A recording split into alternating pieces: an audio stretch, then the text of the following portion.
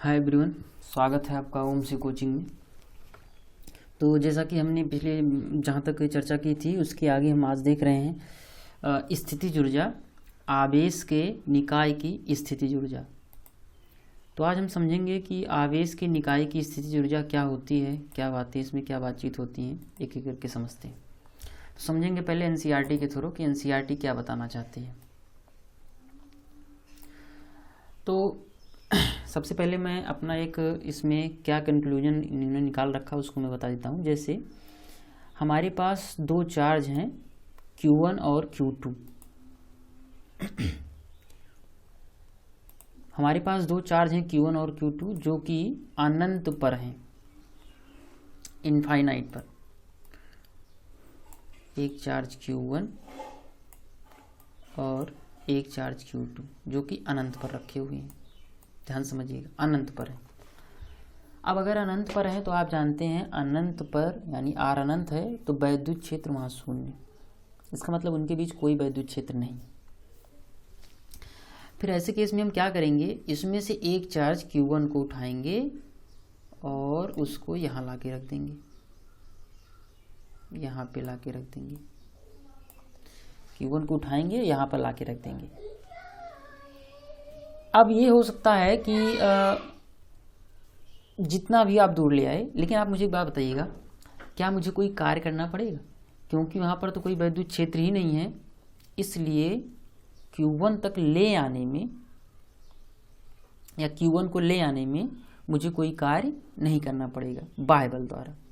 लेकिन अगर आप अनंत से किसी चीज़ को ले आते हैं, मेरी बात समझिएगा, इसमें कन्फ्यूज मत होइएगा, अनंत से किसी चीज़ को ले आए इस बिंदु पर, तो बिंदु की प्रॉपर्टी तो होती है किसकी, बिंदु की प्रॉपर्टी किसकी होती है? विभव की। तो इस Q1 के कारण एक विभव उत्पन्न होगा। अब समझिए इनका कहना क्या है, फिर से समझिए। Q1 Q2 दो चार्ज हैं, हमने मान रखा वो अभी अनंत पर हैं। Q1 को उठाया मैंने, एक बिंदु पर ला के रख दिया, किसी एक पॉइंट पर ला के रख दिया, जिसके कारण उसका खुद का विभव होगा, खुद का उसका विभव होगा। कितना होगा? 1/4πε0 Q1/R1, या अभी R मानिए, सिंपल R दूरी तक ले आया। अब उसके बाद देखिए, अब यहाँ से मैं इसी अनंत पर, क्योंकि Q2 भी रखा है, तो अब मैं Q2 को ले आ रहा हूँ, यहाँ ला के रख रहा हूँ। अब जब आप Q2 को ले आएंगे तो ये Q1 जो कि पहले अनंत पर था अब अनंत पर नहीं है, तो अपने चारों ओर वैद्युत क्षेत्र बनाएगा। और अगर अपने चारों ओर वैद्युत क्षेत्र बनाएगा तो Q2 जब आएगा तो इसका विरोध करेगा। तो फिर ऐसी स्थिति में मुझे कार्य करना पड़ेगा, और मैं मान लेता हूँ इनके जो बीच की दूरी है वो है R, सिंपल। इसका मतलब ये है Q1 Q2 पहले अनंत पर था, कोई वैद्युत क्षेत्र नहीं था, Q1 को उठा के एक पॉइंट पर ला के रख दिया हमने। फिर अब Q2 को भी ले आया, और क्योंकि Q1 के खुद के कारण चारों ओर वैद्युत क्षेत्र बन गया, तो Q2 का ये विरोध करेगा, अतः मुझे कार्य करना पड़ेगा, और Q2 को ला के यहाँ पर जमा दिया। इनके बीच की दूरी कितनी? R। अब मेरी बात समझिएगा, अब सवाल उठा जो हमने कार्य किया अब वो गया कहाँ? तो जाहिर सी बात है जो हमने कार्य किया वो उसमें स्थितिज ऊर्जा के रूप में संचित हो गया। तो सवाल उठा क्या प्रूफ है इसका? तो ऐसे केस में आप सिंपल ध्यान रखिएगा। अब सोचिए वो जो कार्य किया आपने वो Q2 के पास होगा या Q1 के पास? तो यहाँ बच्चे गलती करते हैं, उनके दिमाग में आता है क्योंकि मैंने Q2 को ले आया है तो वो Q2 के पास ऊर्जा होनी चाहिए। लेकिन हम क्या देखते हैं, अगर मैं यहाँ से Q2 को, समझ लीजिए बात कर रखा है, Q2 को छोड़ता हूँ, यहाँ से इसको छोड़ देता हूँ यहाँ से, तो मैं देखता हूँ Q2 उधर भगने लगता है। और यदि मैं इसको छोड़ता हूँ तो मैं देखता हूँ Q1 इधर भगने लगता है। इसका मतलब Q1 की ऊर्जा या Q2 की ऊर्जा है? तो यहाँ ध्यान देने की बात है, ये दोनों की ऊर्जा है। और मैं आपको यही शब्द समझा रहा हूँ, यहाँ पर एक शब्द लिखा हुआ है निकाय। इस निकाय का यही मतलब है कि Q1 की ही ऊर्जा नहीं है, पूरे सिस्टम की है, यानी Q1 और Q2 दोनों की है। प्रूफ हमने आपको बता दिया। अब देखते हैं इनका क्या कहना, ये क्या कहना चाहते हैं। इनका कहना ये है कि हमारे पास Q1 Q2 हैं, इनको हम मान रहे हैं अनंत पर हैं। बाद में बाह्य बल द्वारा इनको वर्तमान स्थिति में लाने के लिए कार्य का परिकलन करेंगे, मतलब जो वर्क डन निकालेंगे वही इसकी स्थितिज ऊर्जा होगी। अब समझिएगा, पहले आवेश Q1 को अनंत से R1 तक लाते हैं। इस स्थिति में कोई बाह्य क्षेत्र नहीं है जिसके भी कार्य करने की आवश्यकता पड़े, अतः R1 तक लाने में किया गया कार्य इन्होंने शून्य माना क्योंकि बाह्य वैद्युत क्षेत्र नहीं है, इसलिए वर्गडन 0। लेकिन जब Q1 आ चुका, आप Q2 को लाओगे तो Q1 के चारों ओर वैद्युत क्षेत्र है, तो Q2 को लाने में आपको कार्य करना पड़ेगा और वही इसमें स्थितिज ऊर्जा के रूप में संचित हो जाएगा। लेकिन ध्यान रखिएगा, वो केवल Q2 की ऊर्जा नहीं रहेगी, Q1 और Q2 दोनों की ही रहेगी, इसलिए इस शब्द का नाम यहाँ पर आया निकाय। अब आगे समझिए, यह आवेश द्विक स्थान में एक विभव V1 उत्पन्न करता है। तो ये जो Q1 आप लाए ना बिंदु पर, तो ये बिंदुवत की प्रॉपर्टी होती है, आप r डिस्टेंस पे ले आए तो विभव कितना होगा 1/4πε0 Q/r। ये इसका विभव हो गया। अब थोड़ा सा दिमाग लगाइए आप, हमने पिछले नाले से जो सीख रखा है, पिछले नाले से हमने सीखा है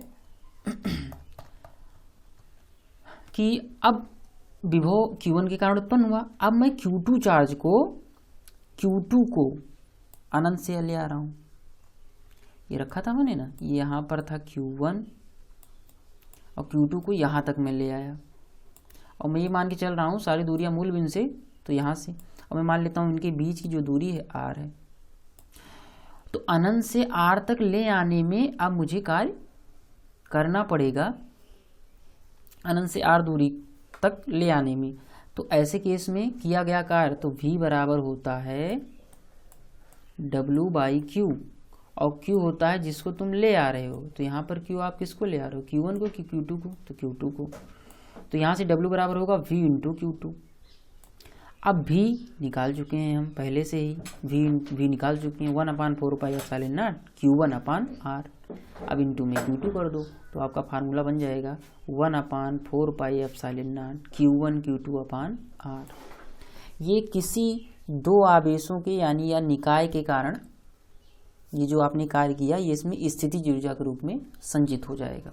मान लीजिए यहाँ से समझ में नहीं आया तो मेरा एक और तरीका समझिएगा। आपको वास्तव में निकालना क्या है, W का जो बेसिक फार्मूला होता है वो होता है F × dx। समझते चलिएगा, F × dx। अब मान लेते हैं जैसे हमने वहाँ पर विभव के लिए निगमन किया था, बिल्कुल सेम। अब मुझे बताइएगा इसमें बल कितना लगेगा अगर ये Q1 Q2 है और मान लेते हैं ये x डिस्टेंस पर है, Q1 Q2 को मैं x डिस्टेंस पर ले आता हूँ, क्योंकि जाहिर सी बात है अब आप समझ रहे होंगे मैं करने क्या वाला हूँ, कौन सी मेथड।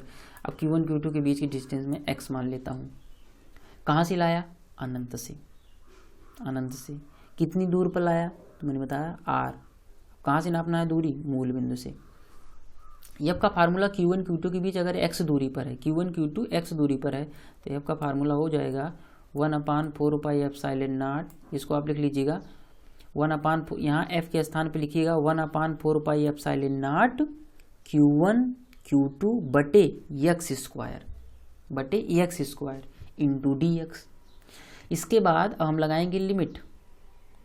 अब कहाँ से कहाँ तक, अनंत से लेकर r तक। कहाँ से कहाँ लाया, अनंत से लेकर r तक। और यदि आप इसको W को सॉल्व करेंगे तो इसका फार्मूला बनेगा 1/4πε0 Q1 Q2/r। फिर से रिपीट कर रहा हूँ, हमने Q1 को पहले की स्थिति पर लाया, बिंदुवत का गुण था उसके कारण विभव आएगा। Q2 को जब लाओगे तो इसके चारों ओर वैद्युत क्षेत्र Q1 ने बना रखा है, तो उसके विरुद्ध कार्य करना पड़ेगा। वो जो कार्य वो स्थितिज ऊर्जा के रूप में संचित हो जाएगा, पोटेंशियल एनर्जी के रूप में। लेकिन ध्यान रखना है वो Q1 का नहीं होगा, Q2 का नहीं होगा, दोनों का होगा, इसलिए शब्द आया निकाय। क्या प्रूफ है, तो आपको हमने बता रखा है। अब इसका दूसरा मेथड आप W का निकाल सकते हैं। एक मेथड ये है, ये भी आप कर सकते हैं, या आप ऐसा कर सकते हैं, W बराबर करिए F × dx। F की इसके बीच की दूरी x मानी, जिसे विभव में किया था हमने। F का मान रखिए 1/4πε0 Q1 Q2 बटे x स्क्वायर इंटू dx। फिर अनंत से लेकर r तक चलिए, कांस्टेंट को बाहर कर दीजिए, अंदर बचेगा dx बटे x स्क्वायर। उसको आप सॉल्व करिए, समाकलन करिए, अनंत और r रख मान करिए, तो ये वही सेम फार्मूला बनेगा। तो मुझे लगता है आपको ये समझ में आया होगा। अब आगे समझिए, इसमें अब आगे ये समझने की बात है, ये देखिए इन्होंने बना रखा है, ये Q1 Q2 है, बीच की दूरी r है, ये 1 2 है, मतलब एक से दूसरा आप वो मेथड जानते होंगे, मैंने बताया कूलॉम के नियम में। अब यहाँ शब्दों को ध्यान रखिए जो कंपटीशनों में थ्योरेटिकली आती हैं। स्थिर वैद्युत बल संरक्षित बल है, पहले चर्चा हो चुकी है। स्थिर ऊर्जा के रूप में संचित होती है, यही बल आपने क्या लगाया, यही से। इसका मतलब ये है कि स्थिर ऊर्जा किस पे निर्भर नहीं करेगी, याद करिए, पथ पर निर्भर नहीं करेगी, केवल किस पर निर्भर करेगी, प्रारंभिक और अंतिम बिंदुओं पर। आगे देखिए इन्होंने क्या कर रखा है। अब निकाय की स्थिर ऊर्जा आपने फार्मूला बना लिया 1/4πε0 Q1 Q2 बटे r। लेकिन यहाँ तो दो ही आवेश, मान लो 3 होते, 4 आवेश होते। तो आपके यूपी बोर्ड में 3 आवेश तक तो पूछा गया है, तो उस पर हम चर्चा करेंगे। आगे देखिए, स्पष्ट है यदि Q2 को उसकी वर्तमान स्थिति पर लाया जाता है तत्पश्चात Q1 को लाया जाता है तो इससे ऊर्जा U उतनी ही होती है। अब इसका शब्द का मतलब समझिए। इनका कहना है ये यदि Q2 को उसकी वर्तमान स्थिति पर लाया जाता है जहाँ था वो, तत्पश्चात Q1 को लाया जाता है तो स्थितिज ऊर्जा U इतनी ही होती है। अभी देखा हमने, Q1 को यहाँ ले आए थे और Q2 को यहाँ ले आए थे, कुछ इस तरीके से। फिर आगे इसमें और बातें आपको समझ में आती जाएंगी। फिर आगे देखिए इनका कहना क्या, अधिक व्यापक समीकरण 2 पॉइंट ये सामने दिख रहा है आपको। इसी ऊर्जा के लिए सदैव ही अपरिवर्तित, मतलब हमेशा ही रहेगा, चाहे निर्दिष्ट आवेशों को किसी प्रकार से लाया जाए, किसी प्रकार से लाया जाए मतलब पथ पे निर्भर नहीं करता है। स्थिर विद्युत के लिए कार्य की पथ स्वतंत्रता के कारण बता रखा है। ये सब बातें पहले हो चुकी है, ये सब इंपॉर्टेंट है, लग रहा है आसान, लेकिन ये सब इंपॉर्टेंट रहेगा। अब यहाँ जो और इम्पॉर्टेंट बातें हैं उसको समझिए, बहुत ध्यान से समझिएगा। इनका कहना ये है यदि Q1 Q2 किसी की चिन्ह के लिए भी सत्य है, यदि Q1 Q2 0 से बड़ा है, इस फार्मूले में यदि Q1 Q2 पॉजिटिव है तो आपका U पॉजिटिव, U पॉजिटिव मतलब 0 से बड़ा, ये मैं लिख दे रहा हूँ 0 से बड़ा। अब मुझे एक बात बताइए, यदि Q1 Q2 प्लस है तो दोनों के बीच कौन सा आकर्षण की प्रतिकर्षण बल लगेगा? तो निश्चित रूप से इसके बीच प्रतिकर्षण लगेगा, समान चिन्ह के बीच प्रतिकर्षण। इसका मतलब समझिएगा, ये एग्जाम में आ चुका है। यदि स्थितिज ऊर्जा आपकी धनात्मक है तो ऐसे केस में वहाँ प्रतिकर्षण का बल लगता है, प्रतिकर्षण। तो वही कहना इनका है कि ऐसी स्थिति में प्रतिकर्षी बल। उल्टा सोचिए, अगर दोनों ही विजाती मतलब दोनों ही माइनस माइनस, अब दोनों ही अगर माइनस माइनस हैं तब भी वही केस, क्योंकि माइनस माइनस करेंगे तो वो तो प्लस हो जाएगा, तो ऐसे केस में भी वो आकर्षी बल ही रहेगा। लेकिन अब उल्टा सोचिए, मान लेते हैं एक प्लस हो अगला माइनस हो। ये देखिए क्या रहा है, स्थिर ऊर्जा अगर ऋणात्मक करनी है तो ऋणात्मक करने के लिए Q1 को प्लस मान लो, Q2 को माइनस मान लो। तो अगर U निगेटिव होता है तो कब होगा? जब Q1 प्लस हो Q2 माइनस हो, या Q2 माइनस हो Q1 प्लस हो, मतलब दोनों में से एक प्लस एक माइनस हो। तो फिर ऐसे केस में इनके बीच आकर्षण का बल लगेगा। तो इसको नोट करिएगा, अगर स्थितिज ऊर्जा आपकी धनात्मक है, 0 से बड़ी है, तो उनके बीच प्रतिकर्षण का बल, और अगर स्थितिज ऊर्जा आपकी निगेटिव है, ऋणात्मक है, तो उनके बीच आकर्षण का बल लगता है। ये इन्होंने समझाने की कोशिश की है, मुझे लगता है आपको मैं समझा पाया। आगे समझिए। अब हमने भी बात की थी, अगर दो आवेश हैं Q1 Q2 तो U का फार्मूला 1/4πε0 Q1 Q2 बटे R कर दो। लेकिन अगर 3 आवेश हों, 4 आवेश हों, तो यहाँ इन्होंने समझा रखा है। अब मैं आपको समझाने की कोशिश करता हूँ, समझिए। ये है Q1 Q2 और ये रहा आपका Q3। अब मुझे इसके लिए निकालना है U। सवाल उठा कि निकाय की स्थिर ऊर्जा ज्ञात करिए। आपने कहा सर मैं तो 2 ही के लिए जानता हूँ, 1/4πε0 Q1 Q2 बटे R। मैंने कहा बिल्कुल कोई दिक्कत नहीं है। 3 लोग आ गए तो क्या करेंगे? अब मुझे समझिएगा, मैं क्या करने वाला हूँ। जैसे आप अगर आपको थोड़ा बहुत ध्यान हो तो गणित की शाखा में एक चैप्टर पढ़ाया जाता है क्रमचय संचय, वहाँ पर आपको सिखाया जाता है संचय। अगर मुझे, क्योंकि U के फार्मूले में केवल 2 ही चार्ज आते हैं, यहाँ पर 3 है, तो अगर मुझे 3 में से 2 को चुनना है तो आप फार्मूला जानते होंगे 3C2, और इसको आप सॉल्व भी कर सकते हैं। आप तरीका जानते होंगे 3C2, या जो नहीं भी जानते हैं मैं दूसरा भी तरीका बताऊंगा जो बायो वर्ग के बच्चे हैं। 3C2 में लिखा जाता है 3 का फैक्टोरियल बटे, इसमें से इसको माइनस करते हैं यानी 1 का फैक्टोरियल, और फिर इंटू ये आपका 2 का फैक्टोरियल, यानी NCR आप समझते होंगे, n का फैक्टोरियल बटे n माइनस r का फैक्टोरियल इंटू r का फैक्टोरियल। इसको जब आप सॉल्व करेंगे तो ये आएगा 3 कुल मिलाकर।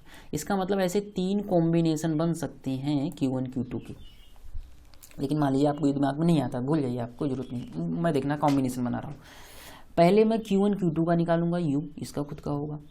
फिर मैं निकालूंगा, तरीका देखिए कैसे चल रहा हूँ मैं, Q1 Q2 का निकालिए, फिर Q2 का Q3 के साथ निकालिए, और फिर Q3 का Q1 के साथ निकालिए। सिंपल। तो कितनी कॉम्बिनेशन बनी? 3। इसका मतलब यहाँ जब निकाय की मैं स्थितिज ऊर्जा निकालूंगा तो पहले Q1 का Q2 के साथ निकाल दूंगा 1/4πε0 Q1 Q2 बटे R, जो भी दूरी रही हो। फिर Q2 Q3 का निकाल दूंगा, और फिर Q3 Q1 का निकाल दूंगा।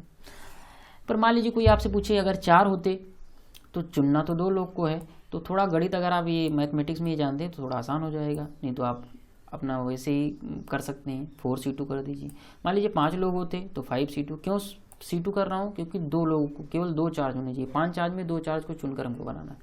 तो ये आप 3 चार्ज आते हैं मैक्सिमम, तो ये रहा 3 combination, Q1 Q2 Q2 Q3 और फिर Q3 Q1।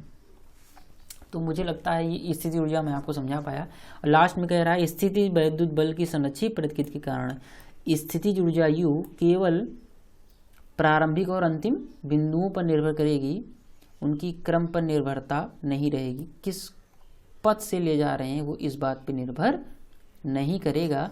और लास्ट में इन्होंने एक और बहुत अच्छी बात लिखी हुई है, वर्तमान अवस्था का अभिलाक्षणी गुण होता है। अभिलाक्षणी का आप समझते होंगे, कैरेक्टरिस्टिक जिसको कहते हैं, प्रॉपर्टी, या इस बात पर निर्भर नहीं करता है कि इस विन्यास को किस प्रकार प्राप्त किया गया है। तो अगर अब मैं कंप्लीटली आपको रिवीजन कर लूँ तो स्थिति ऊर्जा में क्या क्या ध्यान रखना है। निकाय की स्थिति ऊर्जा ध्यान रखिएगा। निकाय की स्थिति ऊर्जा आप Q1 Q2 को अनंत पर रखिए, कोई वैद्युत क्षेत्र नहीं है तो Q1 को उठा के एक बिंदु पर ला के रखिए, उसके कारण एक विभव आएगा। फिर उस Q2 को जब आप ले आएंगे R डिस्टेंस में मेंटेन करने के लिए तो बाह्य वैद्युत क्षेत्र आ गया Q1 के कारण, तो कार्य करना पड़ेगा। वो जो कार्य किया उस निकाय में संचित उसमें स्थिति ऊर्जा के रूप में संचित हो जाएगा। दिमाग में आएगा Q2 की ऊर्जा होगी, क्योंकि Q2 को लाने में कार्य करना पड़ा। पर ध्यान रखिएगा, हमने प्रूफ किया Q1 और Q2 दोनों के पास वो ऊर्जा आ जाती है, इसलिए उसको निकाय की स्थिति ऊर्जा कहते हैं। फिर एक तरीका बताया मैंने, ये जो आपके NCERT ने दिया है, विभव पहले निकालिए, फिर Q2 को लाने में किया गया कार्य निकाल दीजिए, या आप समाकलन मेथड लगाइएगा, घर पे जरूर करिएगा इसको।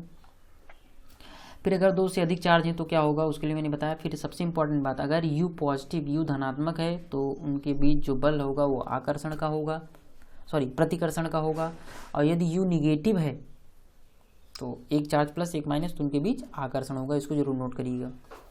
तो इस तरीके की बात इसमें रहेंगी। फिर अगर 3 चार्ज हो जाएंगे तो निकाय की स्थिति ऊर्जा कैसे निकालेंगे वो मैंने बता दिया। 4 होंगे तो भी आप निकाल सकते हैं, 5 है तो भी। तो मुझे लगता है आपको समझ में आया होगा। Okay, thank you.